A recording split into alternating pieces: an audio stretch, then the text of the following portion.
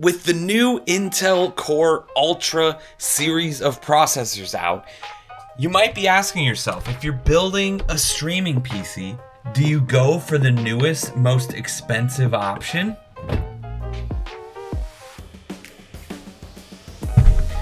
Or do you go for old reliable? Do you grab a 12th, 13th, or 14th generation processor maybe? Intel has had some issues here in the past. They've been really running around their processors. Everybody's been trying to figure out what exactly is the best processor to buy right now.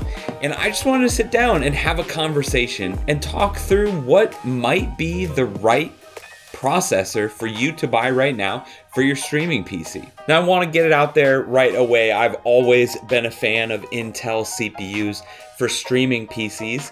AMD definitely has the market cornered as far as performance for price when it comes to pure gaming. But when you're talking about doing the gaming, the streaming, and the rest of the multitasking, Spotify, Discord, OBS, all of those other applications at the same time take a lot more processing power, and Intel has always just been better at those types of things. And not to mention when you get into other things that content creators typically do, things like video editing. So with the new, more expensive, more powerful Intel Core Ultra processors officially on the market, which one should you be getting? Let's talk through it. Cheers to things that are old and reliable, because sometimes those things are better. All right, just so we're all on the same page here, I'm gonna throw up all of the Intel Core Ultra processors right over here.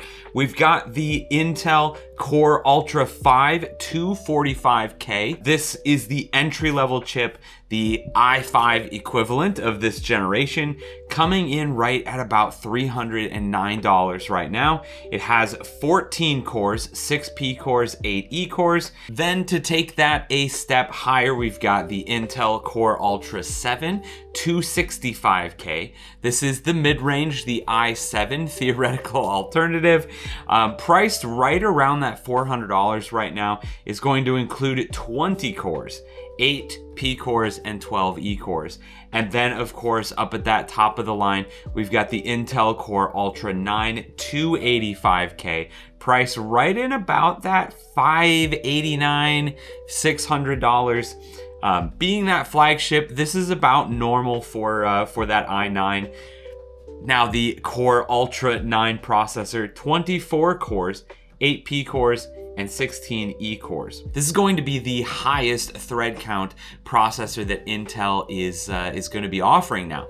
So now, is that the best processor for you and your streaming PC? Let me first draw your attention to the lack of an Intel Core Ultra 3 processor. Without that i3 model, which to be fair, you probably shouldn't have been getting for your streaming or gaming PC anyways, unless you were on an ultra budget. But even then, I still feel like an older generation of one of the higher end processors is still probably a better deal than most i3s, which could potentially be the case here. So let's talk about some of the differences here between the Intel Core Ultra processors and the older 12th through 14th generation Intel i-series processors. So with this video, I really didn't want to get into benchmarks. Clearly, I don't have the new Intel Core Ultra processors. I don't have most of the i-series processors that I'd be able to test it out against anyways.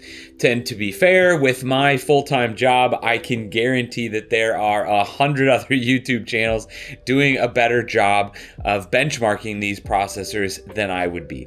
And to be completely honest, I'm a little bit wary of these benchmarks right now anyways. You can go to a lot of different channels and find these benchmarks, but I think the interesting thing to note about it is there are some very, very noticeable differences in some of the really big categories. The Intel Core Ultra processors will be winning or they'll be very, very close, very, very close in all these different categories. And then there'll be one where it's like 40% lower than the last year's Intel processors. And to me, this really screams that we need to wait, or maybe not wait, but I imagine that those types of things are going to get better with different software, different BIOS types of updates, which really to me makes it feel like anybody that's interested in these Core Ultra processors should be similar to the person that was okay with the Intel GPUs last year when they came out. You're okay with getting something that's brand new, a first generation product, and you're okay with maybe suffering a little bit with the performance right now to get rewarded with some of that higher performance in the future that I really do think we're going to see through some of these software updates. Now, who else might be interested in buying these Intel Core Ultra processors? I think other people that just have the money to throw around at a brand new, fully top of the line PC. If you're interested in spending that money, I think that the good thing is that system will be ultra upgradable as well. I assume that this Intel socket, the LGA 1851, is going to be used for at least another generation of CPUs. So even if this first generation doesn't pan out being quite as powerful as you'd hoped, hopefully the second generation of these Intel Core Ultra processors are really going to step it up, at least from the benchmarks that we're getting today. So if you've got a lot of money and you want this, not necessarily, I wouldn't say be a future-proof PC, but at least an upgradable PC, and you're okay with it being a first-generation product, I think these are a great option to go with. Me personally, I'm still probably going to wait a little bit just because I feel like right now the performance to price difference isn't worth that upgradability for the power and the performance that you can still get from the older generation processors. So let's talk about who shouldn't be getting the new Intel Core Ultra processors and who should be looking at the older 12th to 14th generation processors. So first off, we have to talk about anybody that is on a budget. Those 12th, 13th, and 14th generation Intel processors are going to be so cheap. They already are cheap for a lot of reasons. First off, the 12th generation is getting pretty old.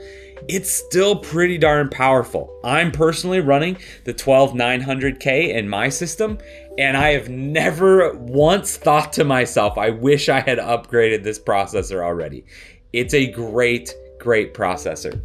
But the 13th and 14th generation, with the degradation issues that Intel was facing a while back here, have also dropped in price because nobody has wanted to buy them. Everybody was waiting for these new Ultra line of processors. So at this point, with a new version coming out, the older models are getting cheaper and cheaper while still not being that much less powerful. Especially with Black Friday coming in just a couple of weeks, I think that those older processors are going to be a big buy this year. If you're interested in what some of those GPUs might look like over Black Friday, you can check out this video over here that I did. But if you're not just interested in the price to performance, here's a couple of other things.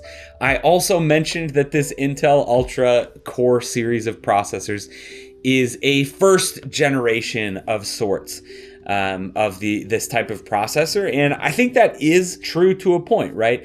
Intel obviously isn't new to building and manufacturing processors, but this is a new architecture. So there is always that potential that we see issues. If you just don't want to have to worry about it, get a 12th generation processor. If you're okay with dealing with some of those potential issues, which hopefully Intel has gotten all of the 13th and 14th generation issues figured out by now. But if you are okay with maybe having to deal with something like that, but getting a much, much cheaper and more powerful processor, those are going to be on sale like crazy this year. And I think the last group of people that should not be buying one of these Intel Core Ultra processors is AMD fans. If you like AMD processors, if you are on the AMD train, if you are just here for gaming, you should probably be buying an AMD processor. If you can find a 7800 X3D in stock, I would go for it. Unless it's like $600, there are other processors coming to the market that are just as good and in some cases cheaper. Like in the PC I just built over here for Dragon Age the Veilguard, the AMD CPU I put in there is pretty solid for the price point. I would definitely recommend looking at that one if you're an AMD fan. We'll see you over there. I'm gonna get back to playing Dragon Age now.